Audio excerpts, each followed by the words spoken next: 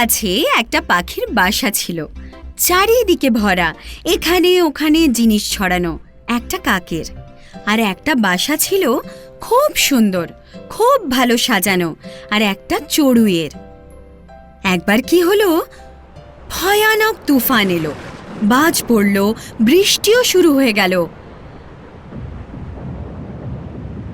আর যেটা সবচেয়ে দুর্বল ছিল সেটা হলো কাকের বাসা, সেটা ভেঙে গেল। কাক পুরো ভিজে গেল।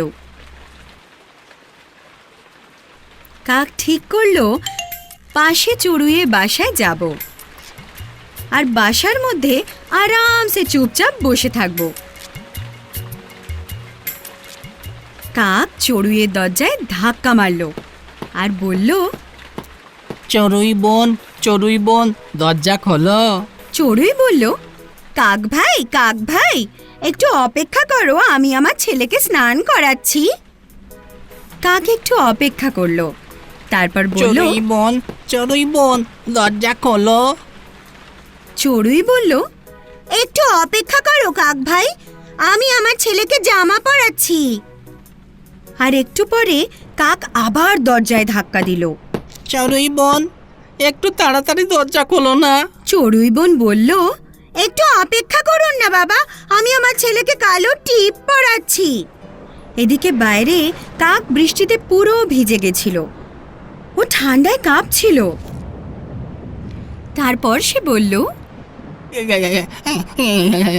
চড়ুই বোন, দরজা খোলো না, আমি বৃষ্টিতে পুরো ভিজে গেছি, ঠান্ডায় কাঁপছি। এই শুনে বোন চড়ুই দরজা খুলে দিল, ভাই কাককে ভেতরে আসতে দিল, গা মোছার জন্য তোয়ালে দিল আর বলল, ভাই কাক এখানে বসো, আমি এখনই স্নান করে আসছি।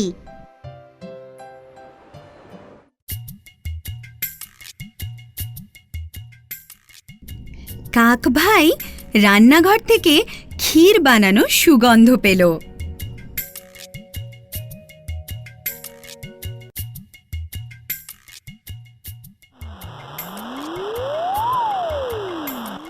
ও আর থাকতে পারল না, ও উঠে রান্নাঘরে গেল। গরম গরম ক্ষীরের গন্ধে কাকের খুব খিদে পেয়ে গেল। তারপর আর কি, ও আর কিচ্ছু ভাবল না, ও ক্ষীর চেখেই ফেলল, শেষ করে দিল।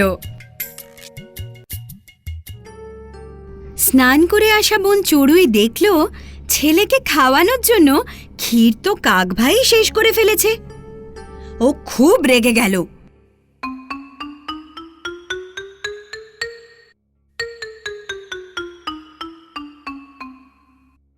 আর উনান থেকে জ্বলন্ত কাঠ উঠিয়ে কাকের উপরে জোরসে মারল।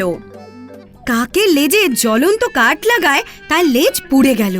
ও চিৎকার করে পালিয়ে গেল। আমার লেজ জ্বলে গেল, আমার লেজ জ্বলে গেল, চড়ুই বোনের ক্ষীর খেয়েছি আর লেজ জ্বলে গেল, লেজ জ্বলে গেল বাবা, শিক্ষা হয়েছে, লেজ জ্বলে গেল, শিক্ষা হলো।